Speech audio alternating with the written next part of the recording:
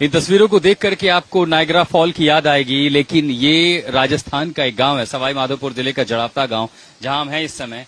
और गांव में जो आप तस्वीरें देख रहे हैं, ये इलाका है, रिहायशी इलाका है, खेत खलिहान है। लेकिन तेज बरसात के चलते दरअसल पानी इतना ज्यादा हुआ कि उसने गांव में, ये जो नदी है, ये कोई नदी यहाँ थी नहीं, इसका कोई वजूद नहीं था यहाँ पर। ये खेत थे, उस पार से इस पार सारे खेत थे।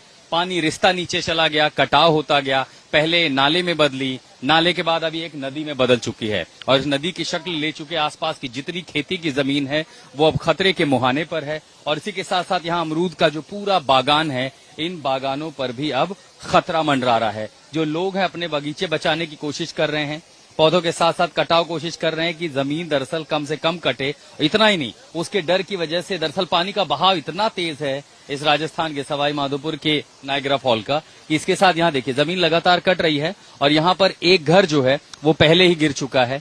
आगे जो है कई सारे मंदिर हैं जो अब इसकी जद में हैं। एक घर यहाँ गिरा है, उसके आगे हम देख रहे हैं कि इस बहाव में एक घर और गिर चुका है। तो यहाँ पर जो हुआ है, कई घरों को नुकसान हुआ है। लेकिन मिट्टी का कटाव जिस तरीके से हो रहा है, पानी अपने साथ नीचे लगातार काट रही है, ऐसे में गांव के कई सारे और घर हैं जो संभवतः कुछ घंटों के और मोहताज हो सकते हैं। उधर दूसरी तरफ खेती के जिस हिस्से पे लोग खड़े हैं, वहां से पानी, बारिश है, चूंकि भुरभुरी मिट्टी है, उसके साथ मिट्टी का कटाव लगातार हो रहा है। यानी पीछे भी जो खेत का हिस्सा है वो लगातार चौड़ा हो रहा है। हालांकि आज सुबह से बारिश नहीं हुई है, लेकिन ऑरेंज अलर्ट है और इस अलर्ट में अगर तेज बरसात होती है तो ये पूरा जितना लैंडस्केप है, जो हिस्सा है, वो अमरूद का जो बागान है उसको बहा ले जाएगा।